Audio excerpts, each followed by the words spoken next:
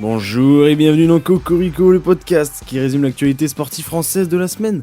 Dans cette émission, on va parler de la semaine qui vient de s'écouler, à savoir du 28 au 3 novembre. Alors on va parler de Ligue des Champions, de MotoGP avec Ocon et Gasly, je sais pas si vous avez vu. Ils ont réalisé une course de dingue, Bayonne qui surprend en top 14, le Ballon d'Or évidemment, Léon Marchand ou encore les frères Lebrun. Alors on reprend l'actualité sportive tout de suite, c'est parti.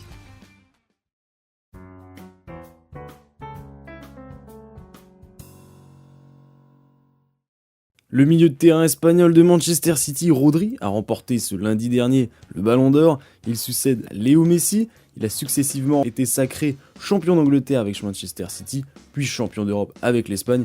Beaucoup râlent car ils attendaient Vinicius vainqueur. Mais bon, c'est pas si choquant et Rodri a quand même dominé le milieu de terrain de toute l'Europe. Il n'a perdu qu'un seul match sur les 64 qu'il a disputés la saison dernière. Voilà, tout ça c'est dit. On part en Ligue 1, Paris s'en sort par la petite victoire 1-0 contre Lens. Grosse clim à Monaco puisque Angers réalise un exploit, victoire 1-0 au stade Louis II. Lille s'est fait égaliser à la 91e contre Lyon, score final 1 partout et Marseille va gagner 2-1 à Nantes. Alors au classement, Paris a 26 points, 6 points d'avance sur Marseille et Monaco, Lille est 4ème avec 18 points. En Europe, le Real n'a pas joué, mais le Barça a gagné victoire 3-1 à l'Espagnol et l'Atlético de Madrid a gagné aussi 2-0 à Las Palmas. En Angleterre, deux grosses surprises dans la course au titre. City a perdu 2-1 à Bournemouth et Arsenal a perdu 1-0 à Newcastle. Liverpool en profite pour gagner 2-1 à Brighton et United et Chelsea se sont laissés à 1 partout. Au classement, Liverpool est premier avec 25 points. Il prend 2 points d'avance sur City et Nottingham surprend tout le monde et prend la 3ème place, et ouais, avec 3 victoires de suite. En Bundesliga, le Bayern gagne 3-0 à l'Union de Berlin. Leipzig perd pour la première fois cette saison, 2-1 à Dortmund. Francfort a écrasé Bochum, 7-2. Et encore, Leverkusen fait 1 partout contre Stuttgart. En Italie, très serré, Naples reste premier avec 25 points, mais perd 3-0 contre Atalanta. L'Inter Milan, deuxième, 24 points, a gagné 1-0 contre Venezia. Donc Atalanta est troisième. Et Fiorentina, égalité de points avec eux à 22 points. Et la Juve, derrière, suit 5ème avec 21 points. On part en tennis et on peut dire Cocorico avec l'énorme, le français, le controversé parcours de Hugo Humbert au Master 1000 de Bercy à Paris. Les Français étaient en forme, Cazot est allé jusqu'en 8ème de finale, Fils également, perdant contre le futur vainqueur, Rinderknecht et Manarino aussi sont en 8ème de finale. Humbert a notamment battu Alcaraz, Khachanov pour arriver en finale face à Zverev. Humbert s'est malheureusement fait dessouder en finale 6-2, 6-2 contre Zverev, qui remporte son 7ème Master 1000, 25 titres en carrière. Alors le débat est posé, est-ce que le meilleur joueur de l'histoire du tennis n'ayant jamais remporté de Grand Chelem, eh ben est-ce que c'est lui? En parallèle a commencé la WTA Finals féminin, donc tournoi réunissant les 8 meilleures joueuses de l'année. Au terme de 3 matchs de groupe, les filles se rejoignent en phase de finale. Pour l'instant, Sabalenka est bien partie avec 2 victoires, alors n'hésitez pas à suivre la compétition qui se déroule à Riyad en Arabie Saoudite. La NBA continue cette semaine, les joueurs de la semaine ont été élus Tatum et Davis. OKC est devenu la première équipe de l'histoire à gagner ses 7 premiers matchs avec au moins 10 points d'écart. Cleveland et Oklahoma sont les 2 seules équipes invaincues pour l'instant en ce début de saison.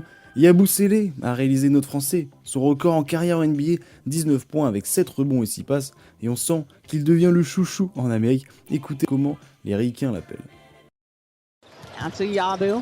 Gershon. Yabu Dabadou! En Euroleague, chaque club français a joué 2 matchs cette semaine. Monaco a gagné à Belgrade de 5 points, puis a perdu à Kaunas de 1 point, 63-62. Paris est sur une double victoire de 9 points à Berlin et 67-65 contre Baskonia, victoire. Et pour l'Asvel, 2 défaites, moins 24 contre Panathinaikos et moins 13 contre Bayern Munich. Monaco et Paris sont 9 et 10e et Lyon en TP 8e. En Eurocoupe, Bourg-en-Bresse perd son 2e match de suite malheureusement, 88-91 contre Harris, mais il reste tout de même 2e de leur groupe. En Betclic Elite, Paris a écrasé Nancy 115-97. Cholet continue de surprendre, large victoire à Lasvel 87-101. Monaco a gagné à Gravelines 74-83 et Bourg-en-Bresse a perdu à domicile 89-96 contre Strasbourg. Décidément, cette semaine pour Bourg-en-Bresse, ça va pas. Au classement, Cholet est premier et suit derrière égalité à une victoire, Lyon, Paris, Saint-Quentin et Monaco.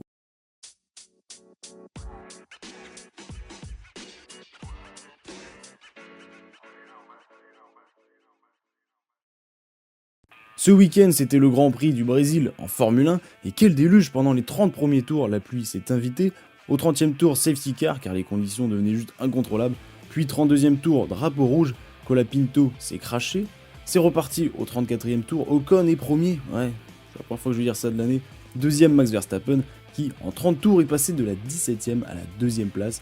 Et le troisième, c'était Gasly, inimaginable, 2 Français. Sainz Berman glisse et crache sur les murs. Max rattrape petit à petit Esteban et prend la première place. Le vainqueur est donc Max Verstappen, mais cocorico, parce que le deuxième c'est Ocon et le troisième c'est Pierre Gasly. 2 Français sur le podium au Grand Prix. Alpine, qui ne montrait absolument rien cette année, a enfin réussi quelque chose. Je sais pas si c'est un rêve ou si c'est dans la réalité, ou je sais pas, parce que clairement où on était hier, ça semblait pas possible de pouvoir remonter autant et d'avoir autant de performances aujourd'hui. Vraiment, quand les conditions sont difficiles, on voit qu'on peut se battre.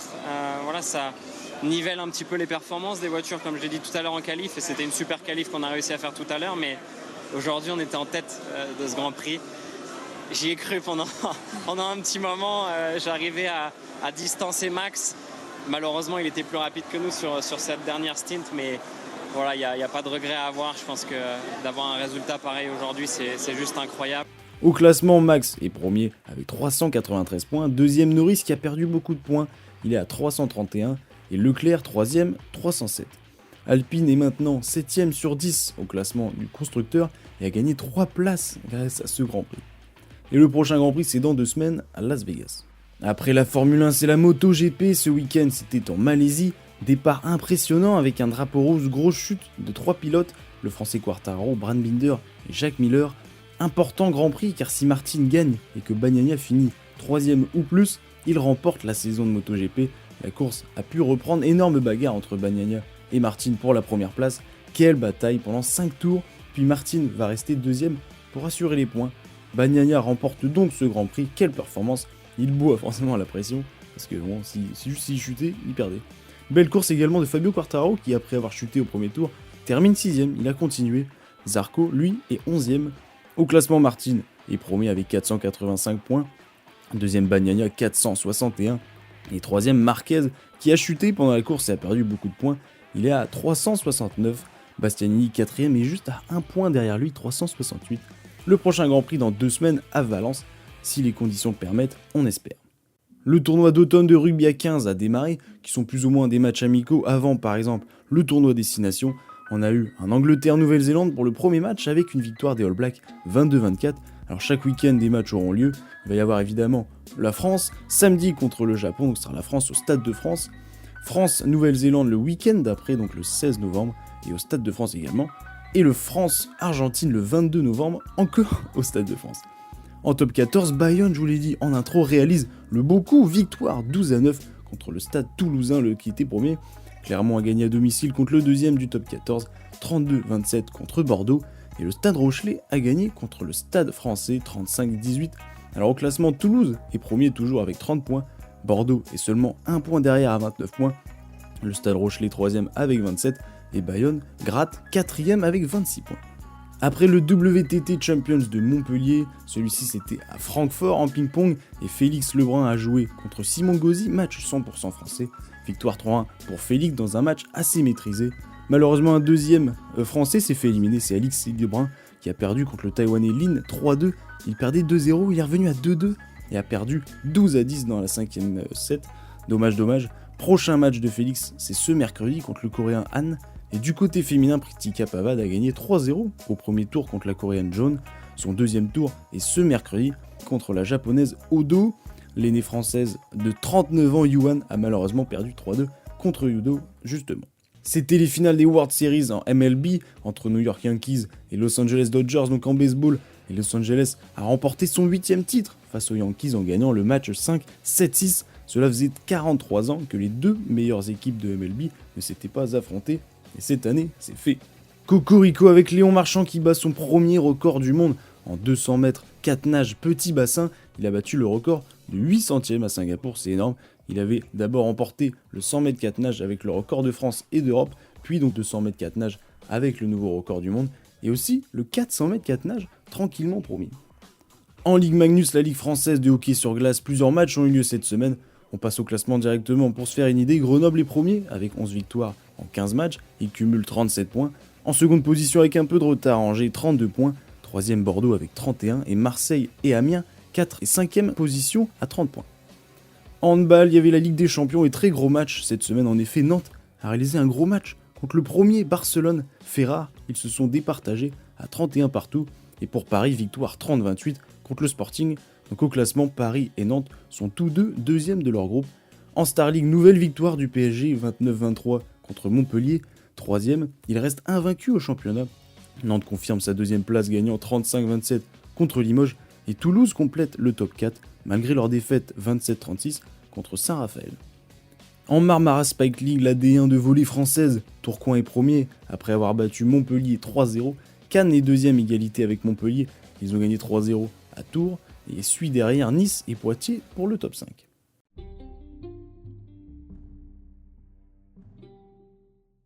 On termine par les infos rapides, la meilleure partie en fait. L'info est tombée cette semaine, le grand départ du Tour de France 2025 aura lieu à Lille et 3 étapes se passeront dans le nord de la France. Le maillot de Vince Carter, la légende du basket en NBA à Toronto, a été retiré. Il n'y aura plus de numéro 15 dans la ville qui devrait être la capitale du Canada en fait. Léon Chevalier est arrivé 4ème de l'Ironman de Kona à Hawaï. Fait un peu surprenant, Dominique Malonga a dunké en match. Vous vous demandez, ok, et alors? Eh bien c'est la première française de l'histoire à envoyer un dunk en rencontre officielle, rien que ça. Le match entre River Plate et Mineiro en Argentine pour la Copa América n'a pas été si flamboyant, 0-0 score final, mais je vous invite à aller voir les matchs et les images à l'ambiance, des images sont sorties à l'intérieur du stade, les tribunes sont fissurées et se déplaçaient même tellement l'ambiance était dingue.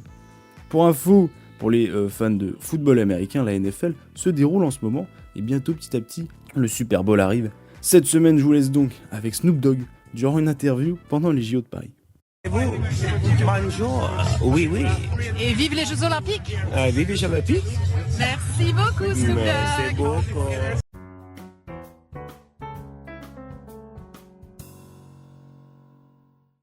Cocorico épisode 49 est maintenant terminé, j'espère qu'il vous a plu. Alors cette semaine vous avez le choix. Ligue des Champions avec la Lille qui joue contre la Juventus, Monaco qui joue à Bologne, Paris contre l'Atlético ou encore Brest à Prague. En Europa League, jeudi à Nice qui joue contre Twente, et Lyon qui va en Allemagne à Hoffenheim. La NBA continue, il y a la WTA Finals, donc les WTA en tennis, qui vont prendre fin cette semaine. Samedi, il y a le 15 de France qui joue et affronte le Japon, ou encore les championnats habituels français. Alors n'oubliez pas, c'est bien de regarder le sport, mais c'est mieux de le pratiquer. Alors allez faire du sport, abonnez-vous si vous voulez, likez, ou ce que vous voulez. Je mets aussi des sondages, vous pouvez regarder sur Spotify, même sur YouTube. Alors je vous souhaite une bonne journée, une bonne soirée, une bonne ce que vous voulez, et au revoir.